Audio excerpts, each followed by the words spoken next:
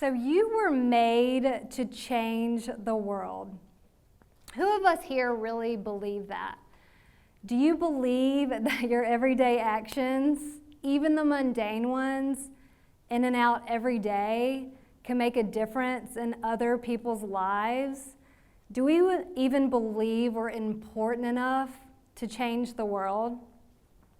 Most of us do have those places where we feel our work is valuable.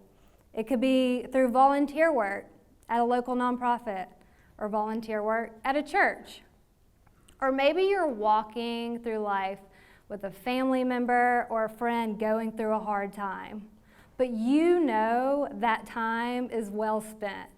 You know you're making a difference. But most of us, that time that's valuable, we separate it from our paid work, the place where we go as a means to an end, or we get paid to do what we have to do to pay our bills, to get off work to go actually do something we want to be doing. But the problem with that is we are spending the majority of our time, our awake and our alert time, at our paid jobs. It's what we're doing with the majority of our awake time. So when we see our job as just a means to an end, or sometimes flat out meaningless, it leads to discontentment. It makes us unhappy. But what if we could figure out a deeper purpose at our job, dig deeper to find fulfillment at our work, figure out that we have a unique path with a deep purpose laid out for each and every one of us. So half of us are unhappy at work. Half of us are satisfied at work. The conference board in New York City, which is very credible for their workplace statistics every year, they release a report, said that 51% of the American workforce is satisfied at their job. So this is not a fulfillment or satisfaction, deep purpose statistic. These are people who feel there are jobs to be attained. They have job security. They are not worried about getting fired. This is not, do you feel like you're changing people's lives statistic. So that means that half of us in the American workforce are going through life doing the bare minimum at our job. We find no real connection to the work we're doing every day. And we're definitely finding little to no purpose in our work. We are walking through life doing the bare minimum with the majority of our time so we can then get off work and go do what we want to do with the least amount of time that we have. This, of course, leads to a huge void, emptiness, unfulfillment. We then often fill these voids with excessive consumerism. We buy into the idea that we've got to work more, to get more, to spend more. Or maybe we have the mindset that if we just got that promotion, or if I could just make this amount of money, or if I could just get through this rough season, I will be happy. And it's really hard to get off this hamster wheel of work more, get more, spend more. Because you know the things about hamster wheels are they're continual, they don't end. So, what is the deal? Why aren't we finding purpose in work? Most of us. Why are we not finding purpose at our jobs? I wanted to find out more. So I shot out a question on Instagram. I asked people, what makes you happy at work and what makes you unhappy at work? I just wanted to know. So the common answers when I asked what made you unhappy at work were checking boxes that I see lead to nothing valuable. It was not goal-oriented.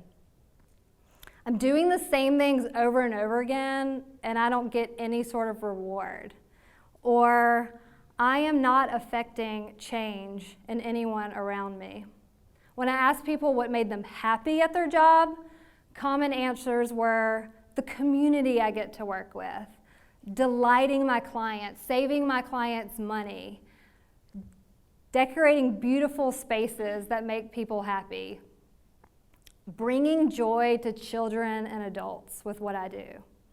It became clear that when our job was internally focused, when we could only see the task right in front of us and couldn't see any further than that, it led us to be unhappy. When we could see our job as affecting those around us, bringing positive change to other people's lives, it led us to be happy at work. We crave purpose. It became so evident in our job, much less our whole life. We have to know that our actions mean something to other people. We don't want to ignore this ingrained sense to help others. So, we've got to change our mindset if we're going to get there. If we're going to be fulfilled and happy at work, we've got to stop seeing it as something that we do, but something that we do for others. What if our job could be less about what we do to support ourselves, but to support other people's lives as well? One of my favorite things I've gotten to do this year is interview people all over the country who are doing this really, really well. And I'll tell you just a few of their stories.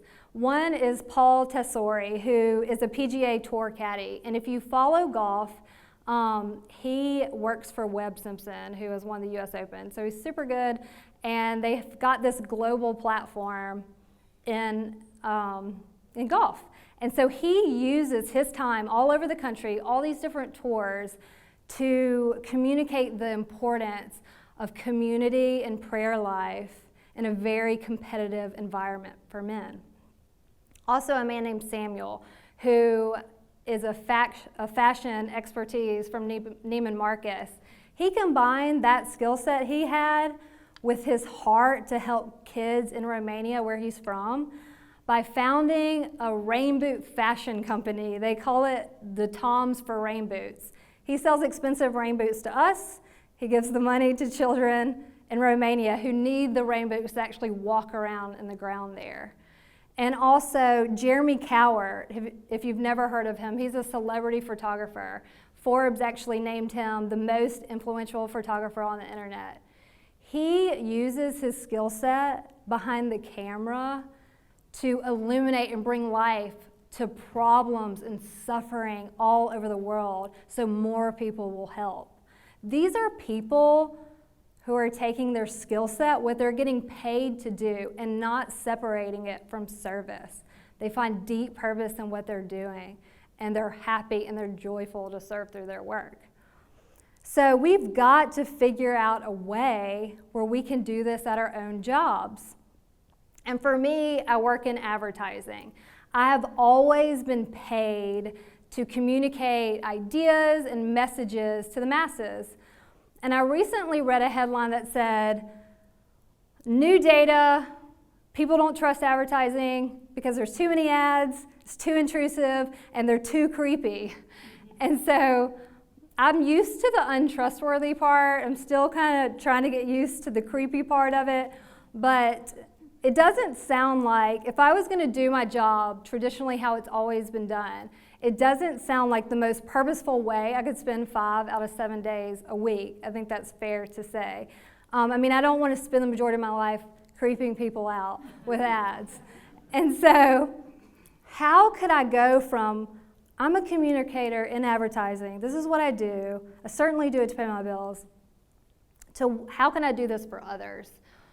And when I stepped back and thought of it that way, I knew I could pinpoint organizations and companies where I could see they were having a direct effect in our community and amplify their messages through communications to help them do more good of the good they were already doing.